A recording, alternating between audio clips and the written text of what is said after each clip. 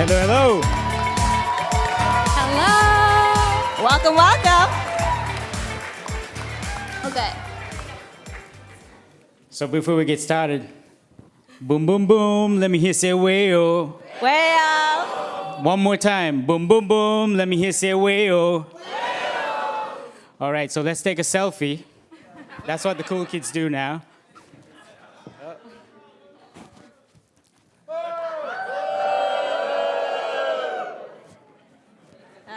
All right.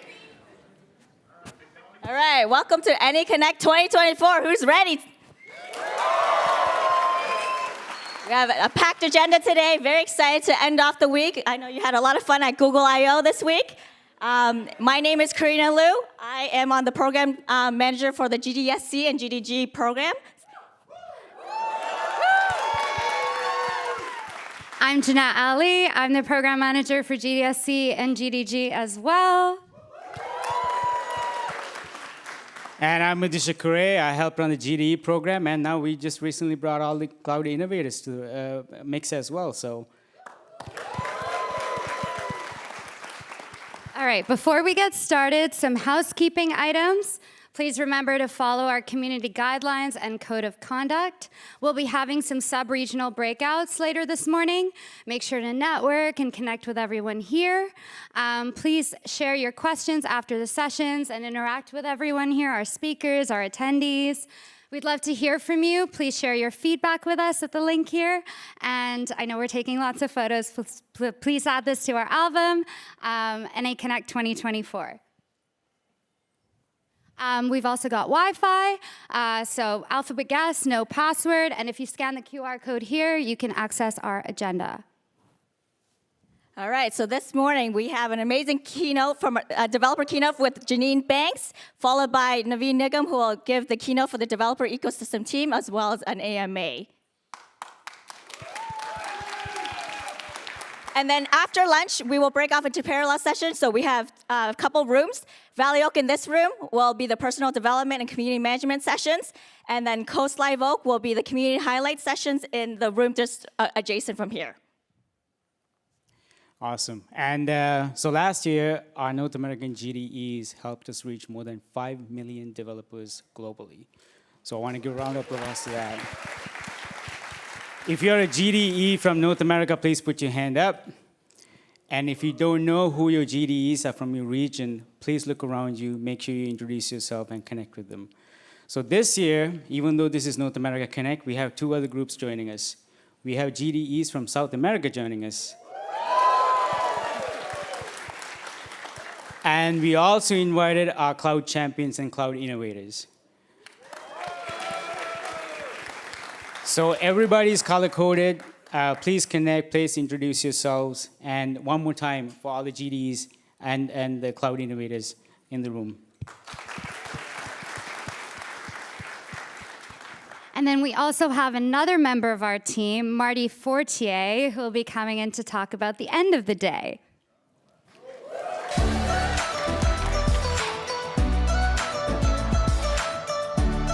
How's everyone feeling?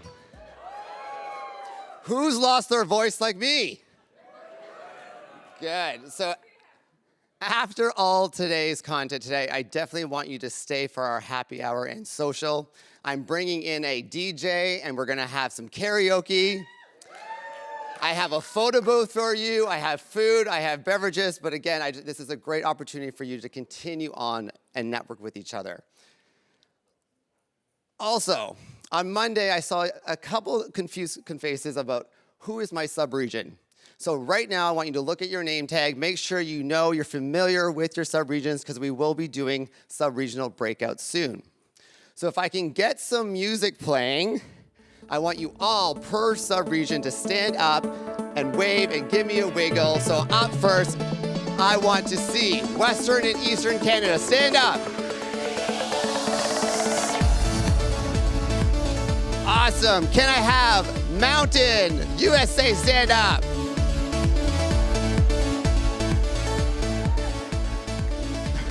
Up next, we have the Northeast region. Stand up. And this is the big group. Who's from Pacific region? Awesome, awesome. And Midwest. And last but not least, Southern region. Amazing. Well, I am so happy to be here, and I'm so happy to introduce our developer keynote. Please keep the energy going for Jeanine Banks.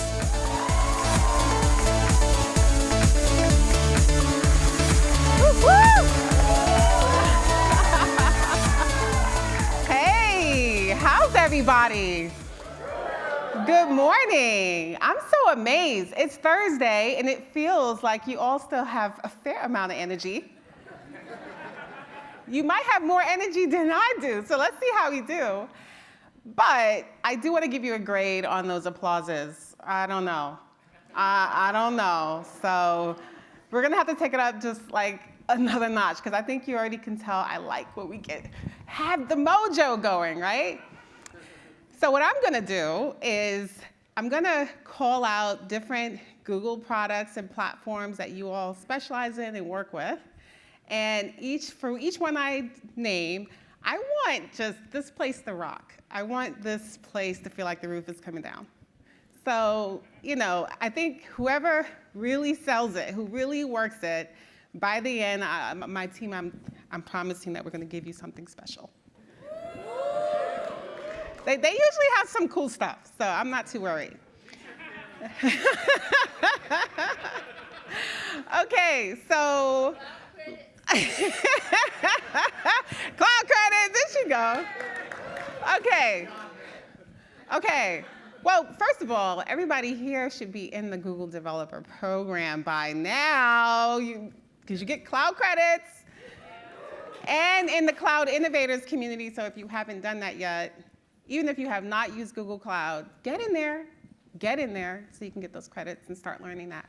Okay, so I'm gonna go and start with Firebase.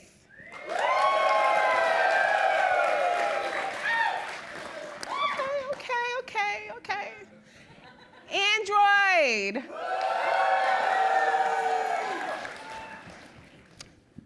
Okay. Flutter. Okay, they just raised it up. They just raised it up a notch. Okay, let's see. Cloud.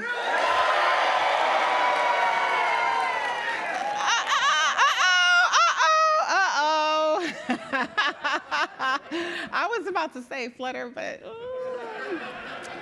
I don't know. Okay. Angular. Yeah. I love it. What about Go? Do we have Go?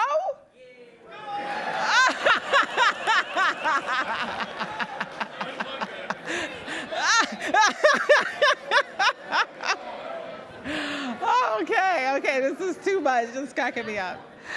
Okay. Okay, TensorFlow. Yes! And then, of course, I have to say Jax. Okay, I'm going to do a few more. Somebody gave me a suggestion in the crowd.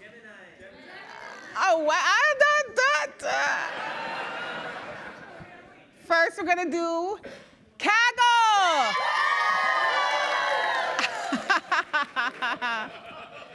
What about Workspace? Yeah, okay. And then we must do Gemma. Okay, now so far, before I say the last one, okay, I have two more to do. But before I do them, I'm just going to keep stock of where we are, okay? So the last two, it's going to be on you. I think Flutter and Cloud, you two kind of really pushed it. So, all right, so web.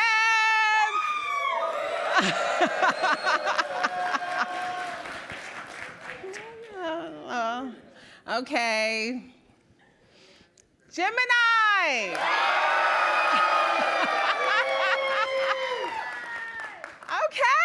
Okay. So after I'm done, I'm gonna let my team declare the winner based on it. Who went the loudest? I'm gonna let David call it out. All right, I love it. Thanks for feeding me. It's really great. And what I'm gonna just chat with you a little bit about is me. Who am I? You see me talking at the keynote, talking over here. You see me online. Who am I? Where did I come from?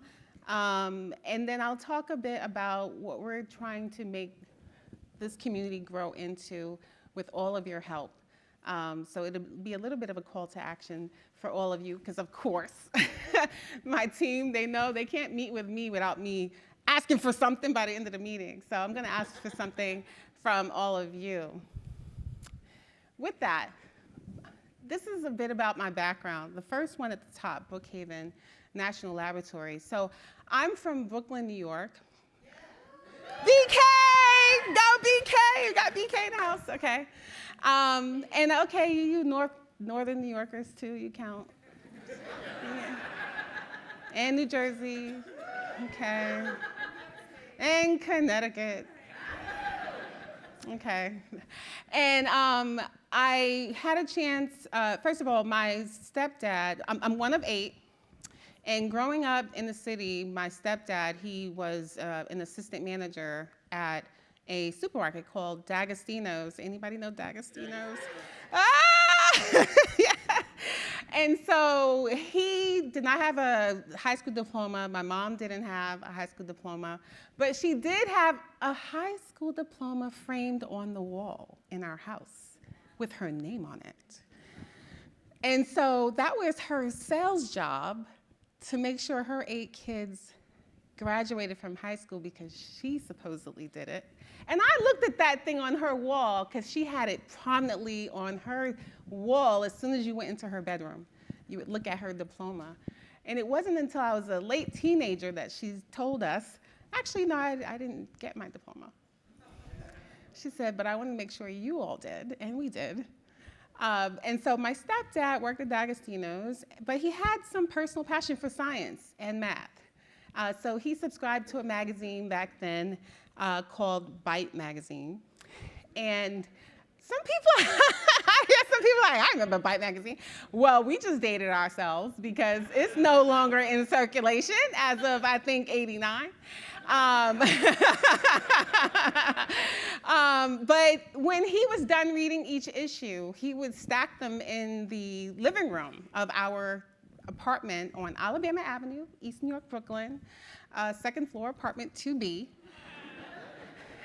And he would stack them up, and I would go behind him and read them when I had a chance.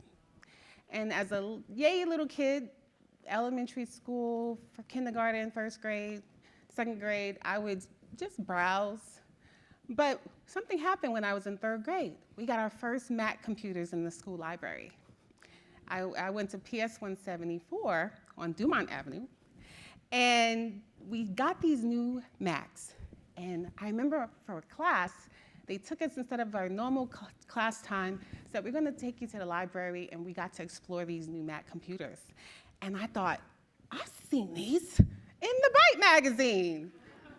And that's when it started to click, like, ooh, technology, oh, all this, putting these computers together, because that's when people put their own computers together. And so the Mac was like changing the game compared to that. And I just thought, wow, this is like really interesting. And I started to practice mathematics. By the time I was in 6th grade, I was doing 9th grade math, because it just became a passion for me. And I thought, wow, this is really interesting. So that was 3rd grade. And then there was a homework assignment that I missed in class one night. We get to class the next day, teacher said, okay, everybody's gonna have to tell the class their homework assignment from last night. And I was like, oh no, I didn't do my homework, which was sort of a habit of mine in 3rd grade. And so I was like, what was the homework? So then everybody else, she started to call on them to share their homework assignment with the class. So I did get a preview of what to do. which was basically just to tell the class what they wanted to be when they grew up. And I was like, oh, okay, I can wing this. This is third grade Jeanine.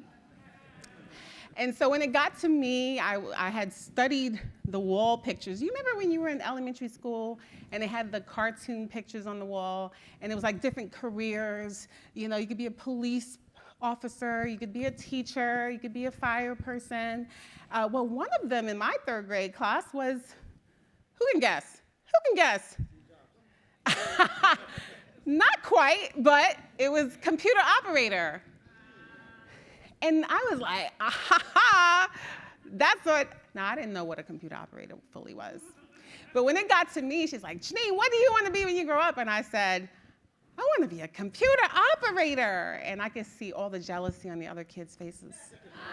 They were like, look at her showing off. And I'm like, and I told my little slight spiel of why that was the case. And it was like, oh, so special. But you know what? While I made it up on the spot that day, it stuck in there.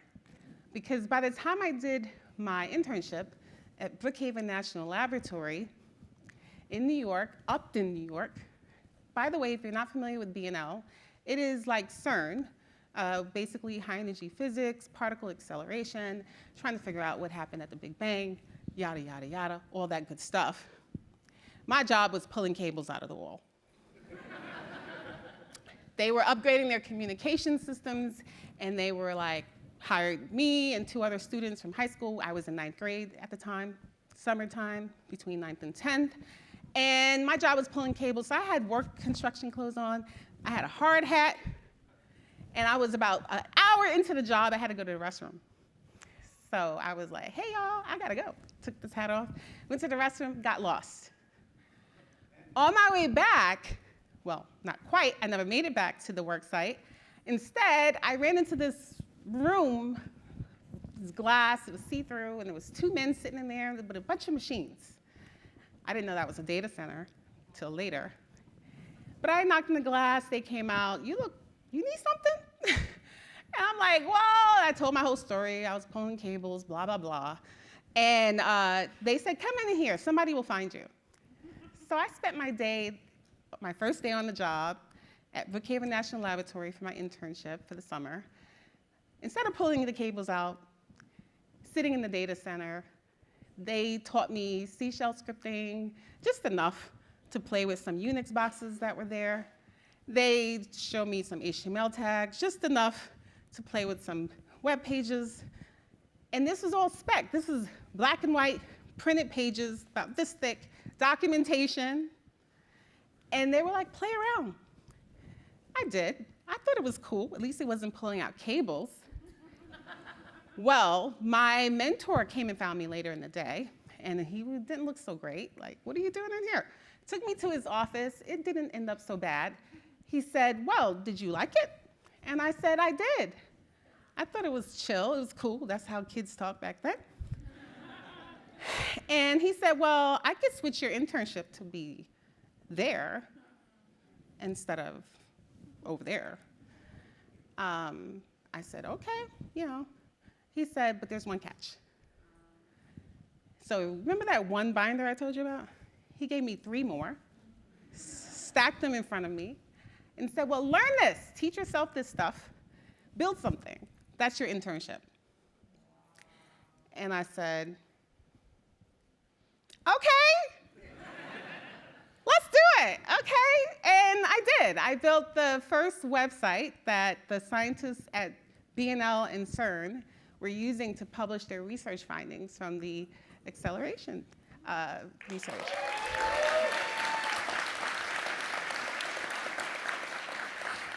Now, why I tell you all of that? Well, that's how I became a developer. That summer, HTML 4.1 was still a specification. I got early access because of government funding of research labs.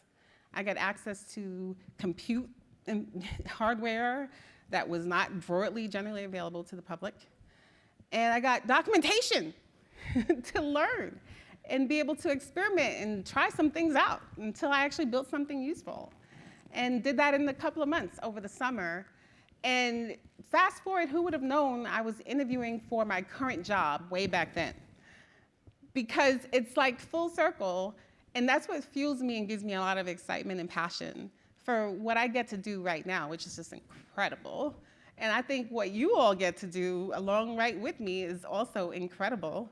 And so I just want to, again, thank you and tell you how much I personally appreciate what you get to do and supporting us as we try to, continue to make technology available, democratize access, provide training, provide documentation. It really empowers every single person. And I'm sure it was a big factor why I decided and worked hard enough to graduate high school, even though my mom and my stepdad and my biological dad had not. So there's a bunch of other logos, but who cares about those? The summary of that is some corporate stuff, some enterprise stuff, some developer stuff, some startup stuff, some healthcare industry stuff, and from a technology and domain perspective, my skill set is in the data stack. So I've worked in storage, data security, data integration, big data analytics, operational intelligence, machine learning, and a bunch of other, enterprise content management at Canon. So a bunch of data stuff is what you basically see in my technical background. I mentioned Byte. Yes, brings back memories now. Hopefully no nightmares for anybody. But the point is that at the time, there was this shift happening, a platform shift. But the irony about it is, fast forward a little bit, when my first year in college, I had to write this paper, persuasive paper in English, in my writing class, I'm sorry.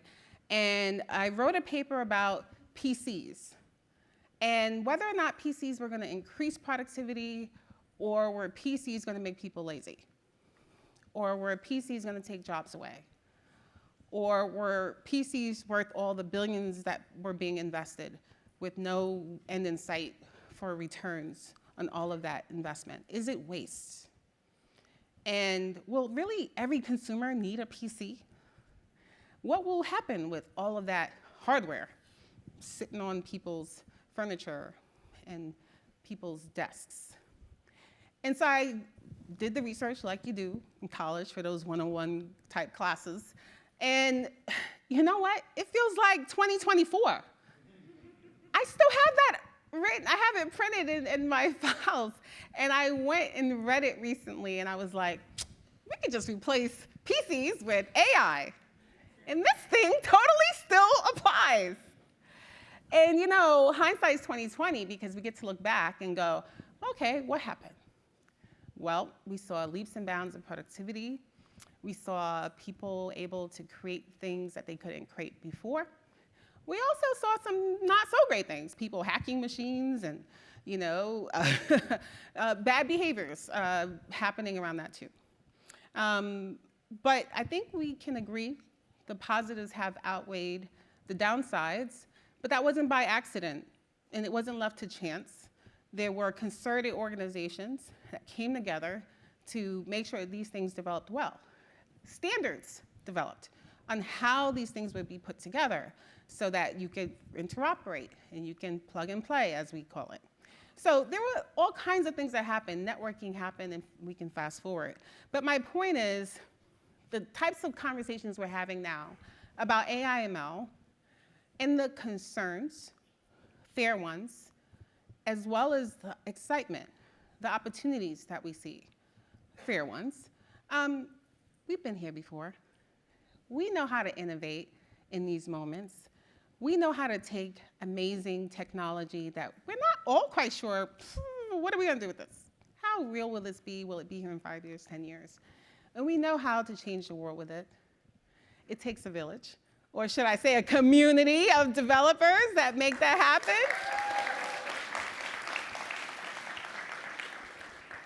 And so, I think it's really powerful. People ask me, actually, I was just at dinner with a couple of colleagues last night. And they said, do you think AI is really going to be in all the stuff 10 years from now? And I said, yes. Short answer. The longer answer is, not that longer, but Yes, because companies like Google and other companies are also often at the forefront, inventing things that redefine our expectations. And as Google, as you've seen at I/O this week, we're putting AI, generative AI, into our products, which billions of people use on the planet. We have to be super responsible because that's an obligation, that's a responsibility that we have as Google, and we take that super seriously. But we're not the only ones. People use Microsoft technologies, and Microsoft is integrating this into their technologies. We use technology from Meta. We use Amazon's great shopping and other tools and infrastructure. We use technology from so many, many different companies, Apple, of course. And so, yes, that's why I say yes. I think generative AI will be in the things that we use. But the bigger question, I think, is shown here. Will it solve the biggest problems of our age? Will we use it in ways that solve more problems than we create? And so I'm super optimistic. Of course, I can't help it. That's like my number one thing, okay? If you ask me, if you were interviewing me for whatever it might be, and you say, Jeanine, what are your core values? Number one would be optimism. So I have to be authentic and lean into that. But really, though, there's so much potential here. But it's going to be that high schooler that I was, and it's going to take all of us and more who are not here in this room to make sure that really happens. We are pioneering AI at Google. It's amazing. I feel so fortunate. I feel grateful to be here in this moment and in this place, to be able to have some small part in that. And we're introducing a range of different technologies. I won't go into it. I think Sundar did a fabulous job this week. But I guess a couple things I will mention is right here. The research and the capacity of some of the world's most brilliant folks who are really working on this day in and day out at Google and elsewhere gives me a lot of hope that we're going to find ways to really change the world for good. The Google Developer Ecosystem team, we nurture and support developers. I have to tell you all something, and my team might cringe. I like making my team cringe just a little bit. Inside Google, it's not always, we're a business, right? We have a business to run. And it's not always top of mind for some at Google exactly what you all do, what we do. And my job is making sure, as much as possible and on a regular basis, they know what you all do, because you make Google what it is, what we are.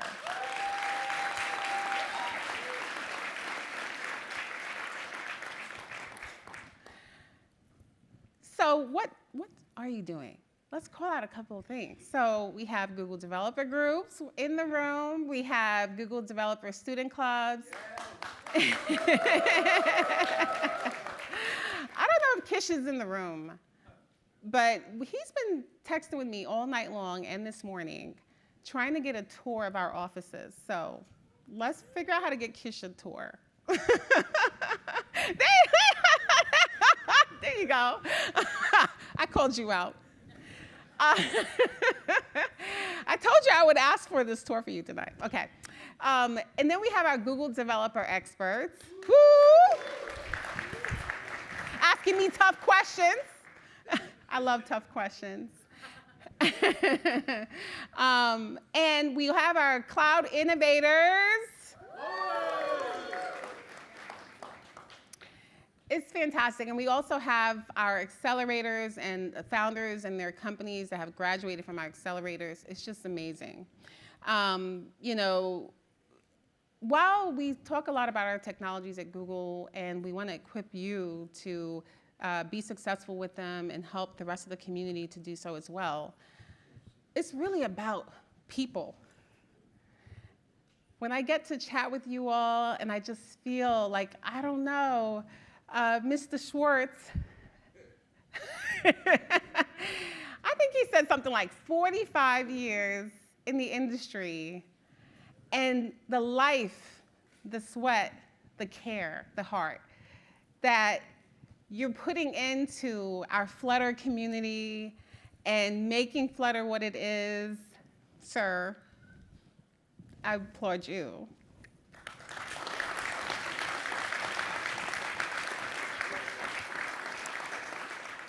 But I feel that from every single one of you that I get a chance to talk to, and it just motivates me so much. You know, sometimes, as we all do, we think about our careers, we think about what we're doing at any given time.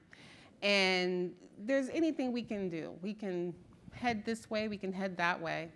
But I just can't imagine what else I would want to do. And sometimes I think, I'm like, is that boring? Is that good or bad that I'm not planning to do something else? I think this is the echelon. This is absolutely amazing. And so congratulations to all of you for where you've gotten in your journeys and making Google part of your journey. And we're committed to continue investing in all of you so we can continue to change the world. Thank you. Who's next?